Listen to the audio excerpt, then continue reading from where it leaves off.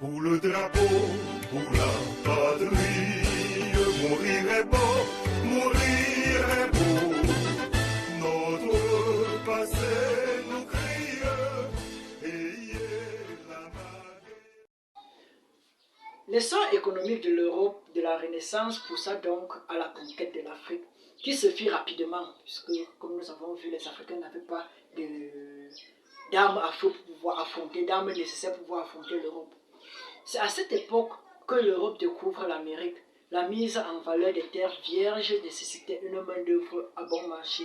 L'Afrique sans défense apparut alors comme le réservoir humain tout indiqué où il fallait puiser cette main-d'œuvre avec le minimum de frais et de risques, puisque d'autres peuples étaient aussi avancés technologiquement. En voulant les réduire en esclavage, il devait avoir beaucoup de résistance, les affrontements devaient être énormes. Le seul peuple qui n'avait pas assez d'armes pour se défendre, pour se protéger, n'était que le peuple nègre. Donc c'est lui qu'on va réduire en esclavage.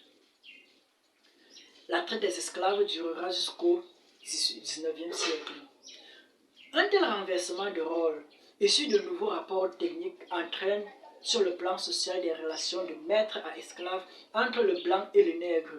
Déjà au Moyen Âge, le souvenir d'une Égypte nègre ayant civilisé le monde entier, ayant civilisé tous les peuples de la terre, s'était estompé par-dessus de l'oubli de la tradition antique, caché dans les bibliothèques ou enseveli sous les ruines.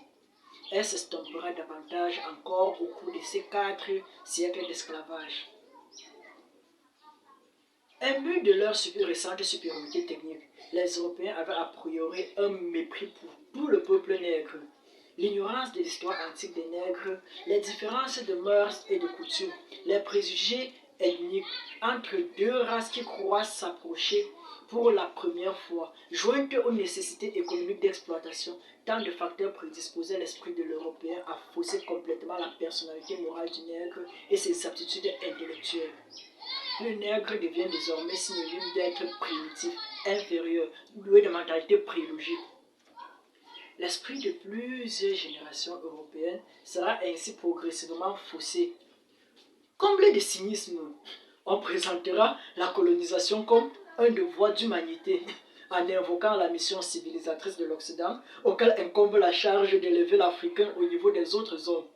Désormais, le capitalisme est à l'aise. Il pourra exercer les plus féroces exploitations à l'abri de prétextes moraux.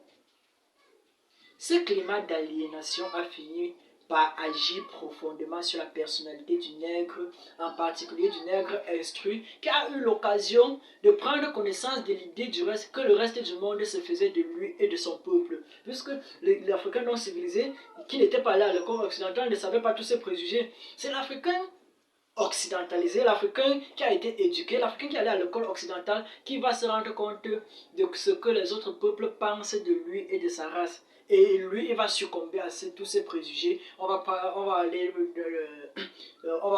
rencontrer des nègres comme Léopold Sédar Senghor.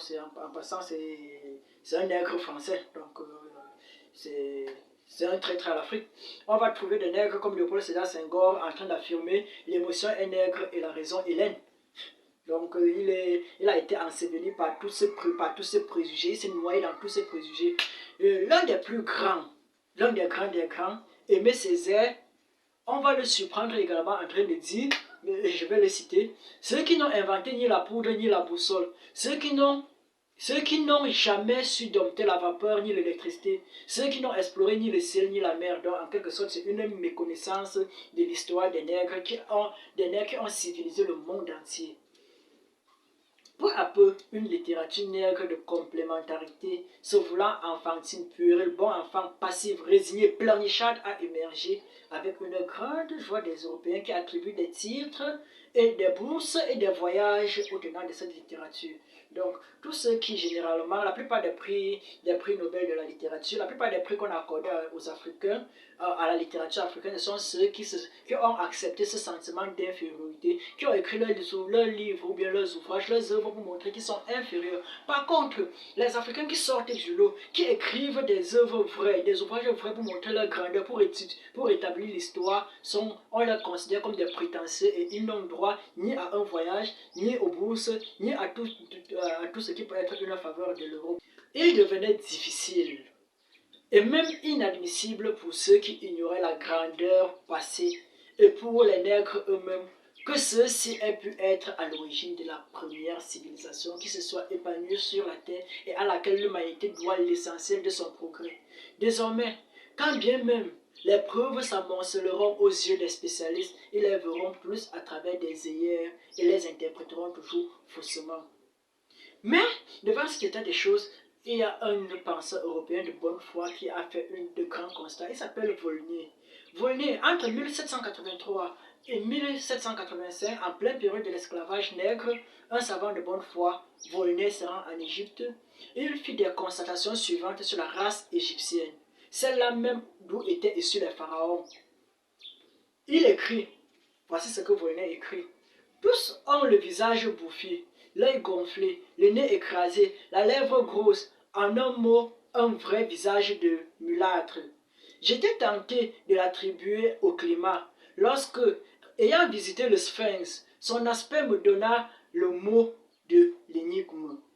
En voyant cette tête caractérisée nègre dans tous ses traits, je me rappelais ce passage remarquable d'Hérodote où il dit « Pour moi, j'estime que les Colches sont une colonie des Égyptiens parce que, comme eux, ils ont la peau noire et les cheveux crépus.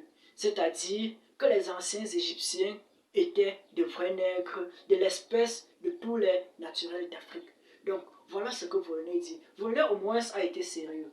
Alors que tout le monde considérait les nègres comme des sauvages, comme des bêtes, comme des êtres enfants, lui au moins il fait un constat et se rend compte que ceux qui ont même bâti la plus grande civilisation du monde étaient des nègres, c'était des Africains, c'était des Noirs, comme tous les Noirs qu'on connaît.